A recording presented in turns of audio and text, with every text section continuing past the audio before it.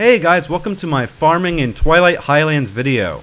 In this video I'll be showing you the best places to go in Twilight Highlands to farm for Twilight Jasmine, Elementium ore, and Pyrite ore. Just so you guys know the route I'm going to take, I start just outside Dragon Maw Port. I then follow the mountains, like in the northern section of the zone. I follow the mountains all the way back to Grim Batol. I then loop around the mountains there. I enter wetlands for like half a second real quick, and I fly up into the Vermilion Redoubt.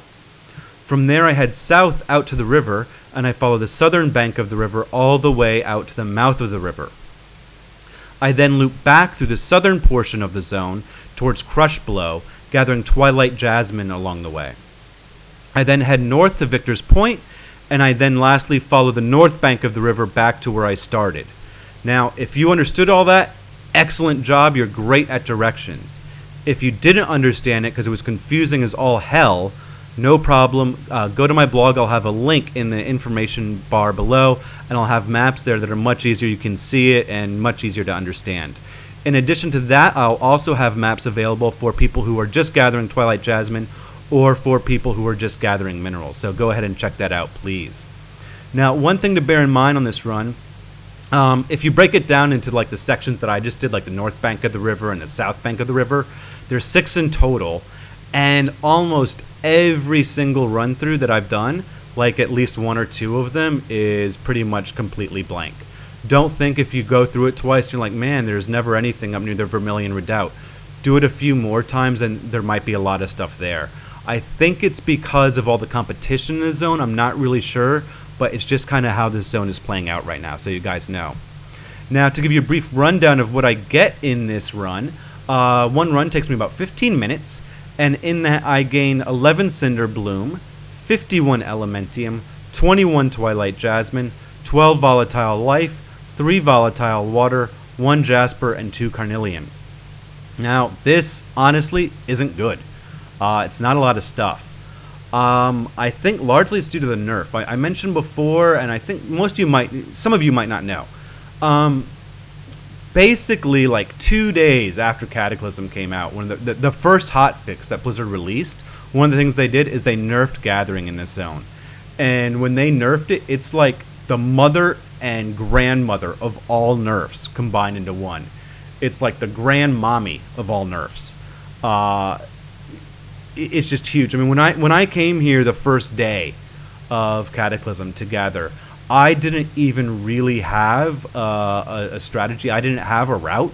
Like my mini map at all times, it had at least 2 nodes. Like 90% of the time, it had 2 nodes that I could go to and gather Twilight Jasmine or minerals at. Now that's really just not the case.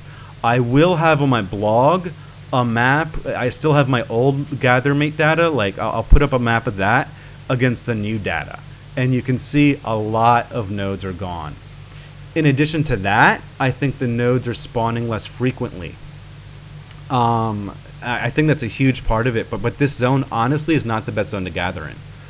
In addition to that, there's a lot of competition, at least on my server. I think what's happening is 2 things. One, a lot of people are level 84 or just got level 85, and they're here questing. And they're here questing, they see some Twilight Jasmine, they just run up and go pick it.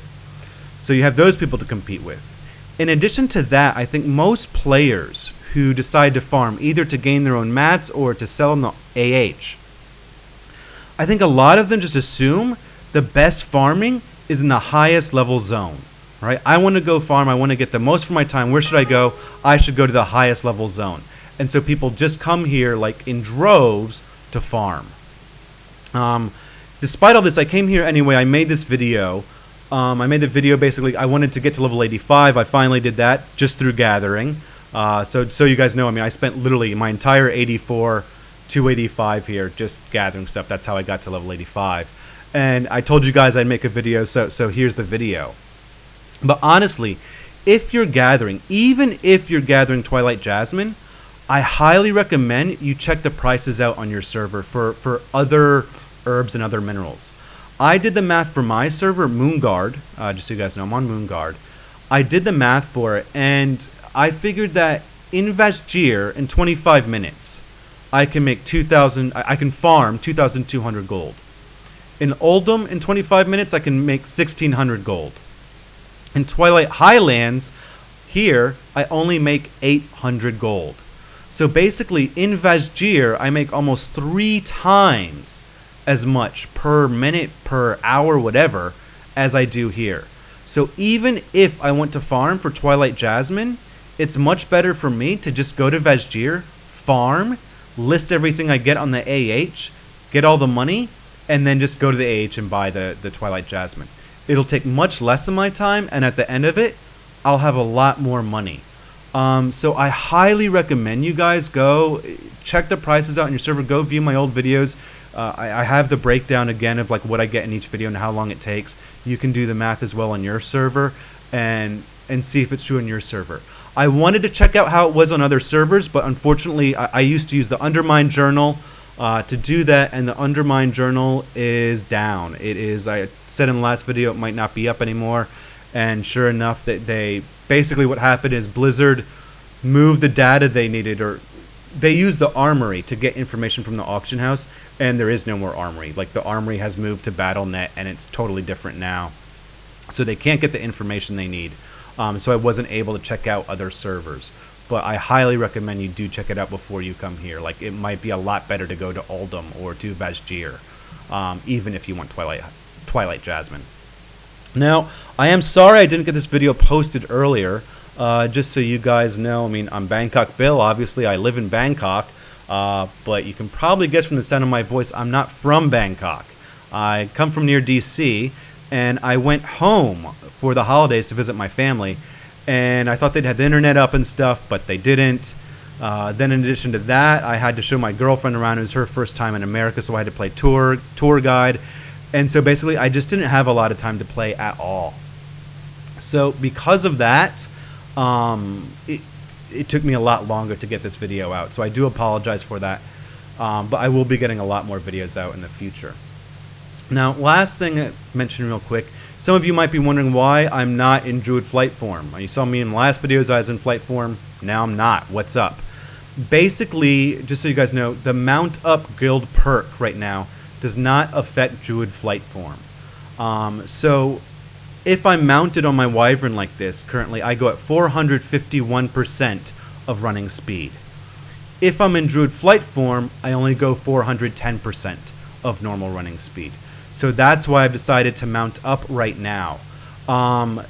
Blizzard is going to fix this. It's going to be in the next patch, which might even already be on the PTR.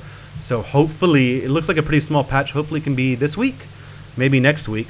But once that comes out, the Mount Up Guild perk will stack back with mounted form. So then when you're gathering, go for mounted if you're a druid. So anyway, sorry again for the delay in getting this video out to you guys. I will be posting many more videos in the future, I promise, as I now have a lot more time for WoW. So please subscribe to this channel and give me a thumbs up. And while you're at it, go to my blog and subscribe there also to get some great WoW gold making tips. See you guys later. Bye.